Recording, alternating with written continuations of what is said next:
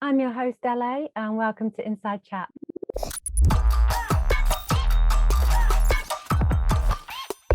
This week, I am honoured to speak with Prema's team manager, René Rosin, and he's here to give us an insight into the team, their drivers, and himself. Well, welcome to Inside Chat, Renee. It is great to see you. And how are you today? Thank you very much. Everything is okay. Just we are arriving in Monaco, preparing the second round of FIA Formula 2. And today there is installation day and prep day. So I'm going quite soon to the track. Okay, Prema, the team, it was founded by your father Angelo back in 1983, and is a major force in Italian motorsport, covering all the steps of junior formulas. So where did it all begin for you, and how have things evolved over time as a team? But basically, I started since I was young to attend to all races in the summer when there was the school breaks. And then starting from early 2000, I was mostly following the media side. I didn't like much, to be honest, but it was just a way to enter into doing something more active while I was doing university. I studied management engineering, and back in 2005, at the end of my course, my dad say, "Do you want to be team manager in Renault 3.5?" At that time, World Series by Renault, and I say, "Why not?" And we started. I was quite young; I had just to learn, but I was together with some people of proven experience, and from there everything started. So beginning, I was just following a bit of regulation and so on the Renault 3.5, and nowadays I basically run together with my dad the entire business. Oh, it's fantastic. Well, for followers of F2 who may not know, what is exactly your role today? What does it entail on a day-to-day basis for you that's in and out of race weekends? Basically, I'm in F2. I'm the team principal of the team. At the beginning, I was team manager, but then with the regulation regarding restriction on numbers, I'm team principal. So I don't have any operational roles within the team. So I'm not dealing to the day by day, but I'm, of course, being one of the shareholder of the company, I'm at the end the one who, together with my group of people, we select the drivers. So we run the team, and at home, of course, I follow in all the management of the team, from organization to logistics to all what is needed, differently from Formula One, where there are 60, 70, 100, 200 people working in a racing team. Here we are 12, 13, and at home I'm of course doing other job. It is not just the Formula 2, but as Prema we have from outside karting till Formula 2. So there is 4 teams running in 5 different championship, and of course I need to deal my time in all of this. Yeah, absolutely. A very, very busy man. Prema works closely with universities and students to develop their future talent. So how did you get to where you are today? I know you've said about the beginning part there with your dad inviting you to the team. So how did you get to where you are? And what advice do you give people looking to start a career, with a goal to working within a racing team? First of all, from my point of view, it started because, of course, it was a family business, and it's always been considered as a family business. Till now, we are, yes, big, because we are around 65 people working within the entire structures. But on the other hand, sorry, by the other hand, we are still a family, because there is me, my dad, my mom, who is following all the financial side and is team manager in Formula 4, and my wife, who is doing all the marketing and media. So basically, it's a family-run team, but much more bigger than how it was in '83 when my dad started. There wasn't 3 people. For sure, the choice of doing management engineering was just to follow all the management side. I didn't like much the engineering side. I like much more the organization and the management side. So dealing with drivers, dealing with commercial aspect of the deal, doing all this kind of decision, deciding drivers and so on.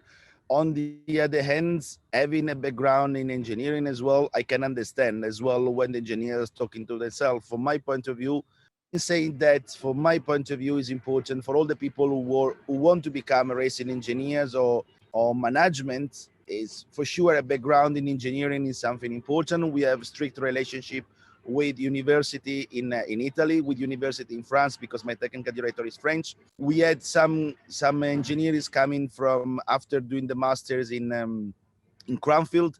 So we have quite a spectrum of engineering that come into us, which bring us to always a good level of student and a good level of person. On the other hand, for the management side, is a bit more difficult in our case because we are quite small. The management is composed by 2 or 3 people. I'm doing since couple of years some hour speech in the Bologna Business School, and there is a motorsport course that they invited me to join, and it's quite interesting. You see people also interested a lot in the management side. So it's quite, this is, I think, the way if you want to become manager, or on the other hand, engineers. If you want to become mechanics, on the other hand, you can just start with the mechanic school and then join into the work. Yeah, that's fantastic advice. I'm sure there's lots of people that really appreciate that. So from a business perspective, Formula 2 teams don't have the same constructor background like Formula 1 teams do. So what is Prema's racing business model to explain to the feeder series followers, you know, like how junior motorsport teams operate? The main difference between Formula 1 and feeder series team is that the revenue in the feeder series are coming mainly for drivers. Instead, in Formula 1, there is still a lot of sponsor.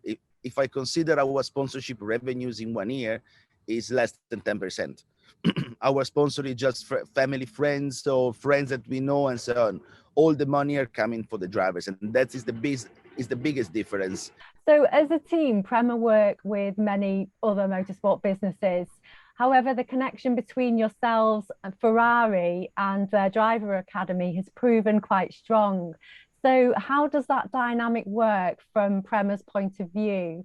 And does the obvious benefit of being an Italian team make that relationship work better? I would not say that. We have worked with mainly all the motorsport entities present in Formula 1 and they choose us for our way of working, for our professionalism and so on. Yes, we have a strong link with Ferrari, but it's not the only one. With Ferrari, we started around 2010 when they developed the Ferrari Drivers Academy.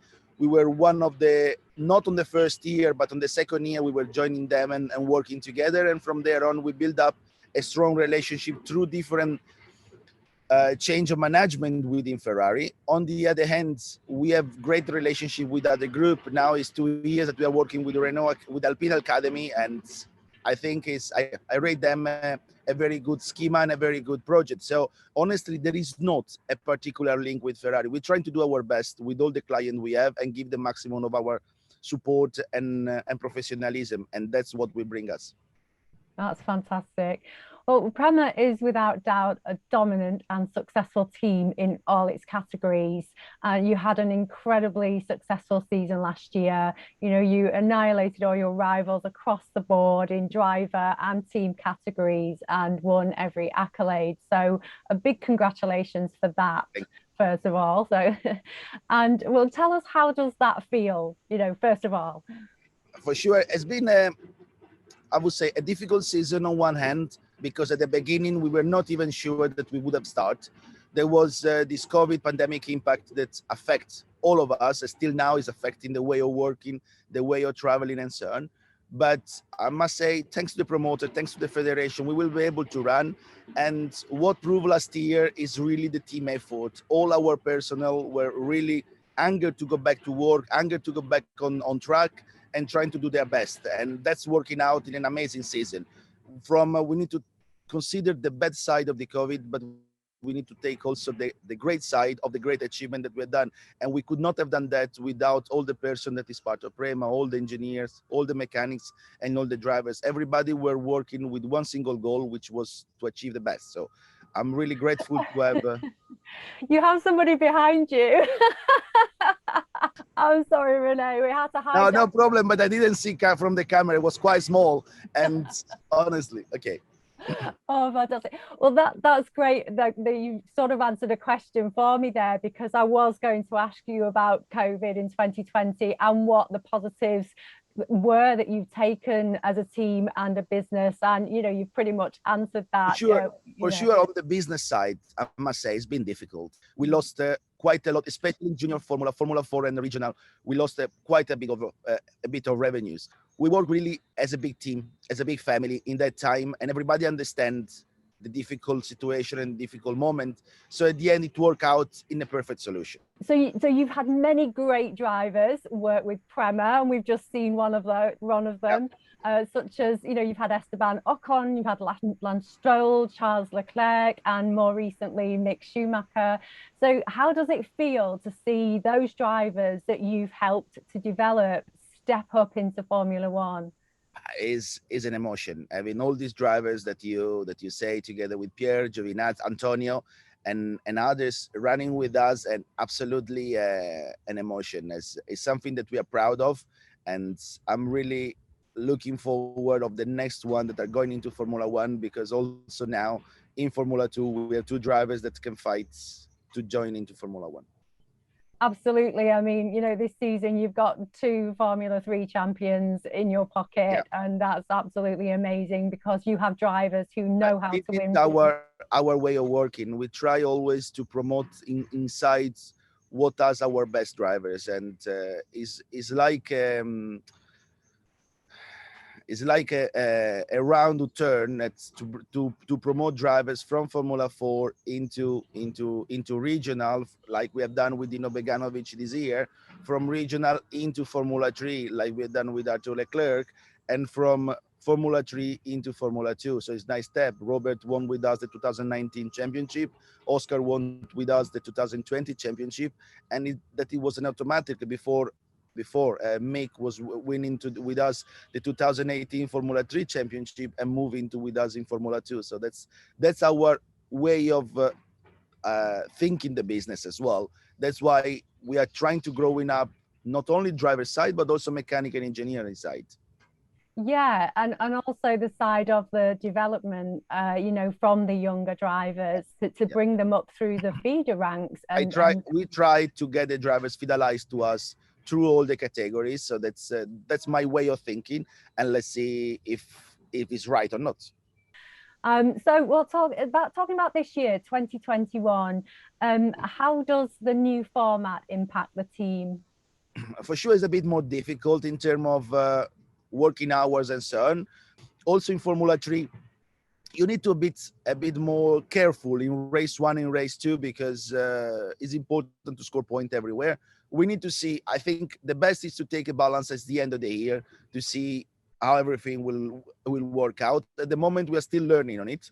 We need to pay attention not to do much mistakes. We need to concentrate on doing our best result. At the end, the goal is always the same, trying to do the best in quali and try to score the maximum amount of points and in all the 3 races. So at the end, this is not changed. Of course, you need to play a bit, especially in Formula 2 with strategy and so on, but that's part of also of the learning process. So we will give a judge at the end of the season, but on the other hand, we are here to race, and we are here to compete, and we are here to try to do our best job. So whatever is the championship that we need to do, and whatever is the format we need to do, you cannot alike, but at the end, this is what we need to do, and we need to do in our best. Yeah, absolutely. So it's now the second season with the new wheels. And have the rims been a positive change regarding performance on track? And how do you think it will impact Formula One following 2 years of working with them yourselves? Honestly, it's been a change. It changed a bit the way you're thinking of the car, but on the other hand, it's the change that is the same for everybody. So we need to adapt them. And our goal last year was to learn that as quickly as possible compared to the others.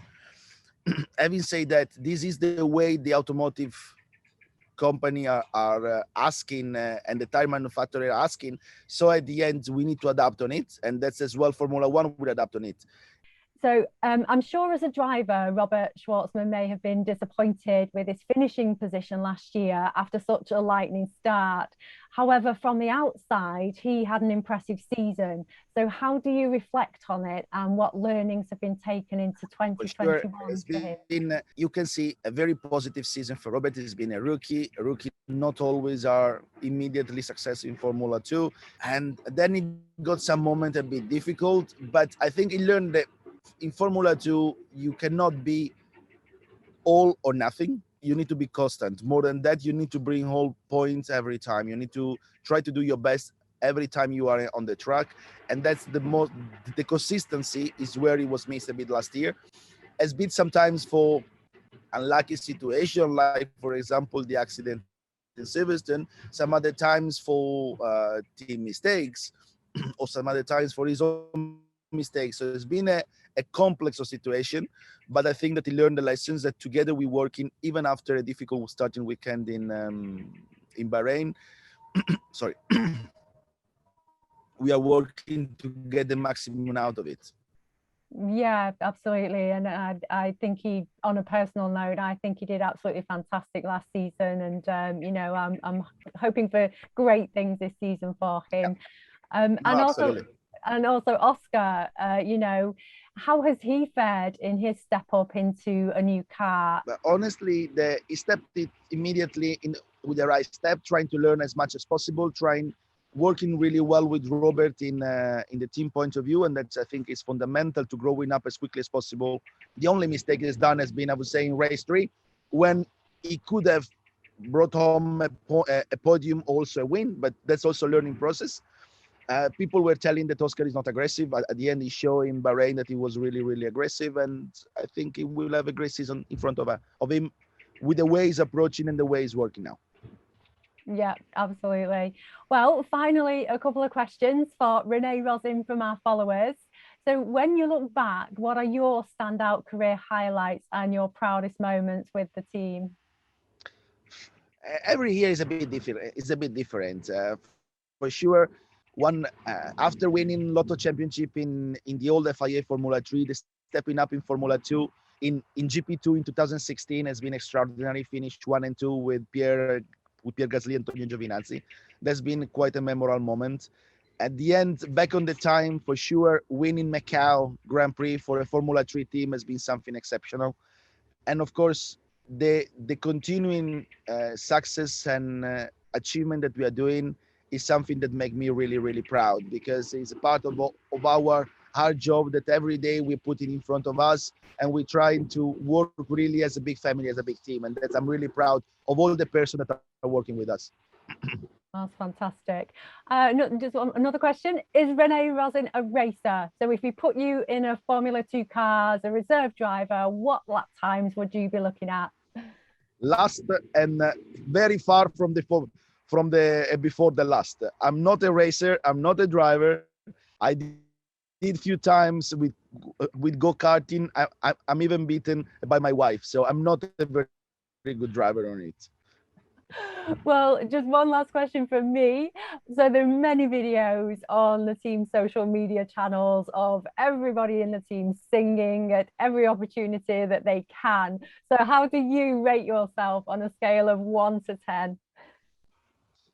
I'm not a very good singer. It's part of the way that we thinking. We cannot be always there is moment to be serious, and there is moment to be professional, but there is moment also that you need to enjoy. If you're not enjoying what you're doing, on the other hand, you cannot be successful from my point of view. Yeah, I can't agree more with you.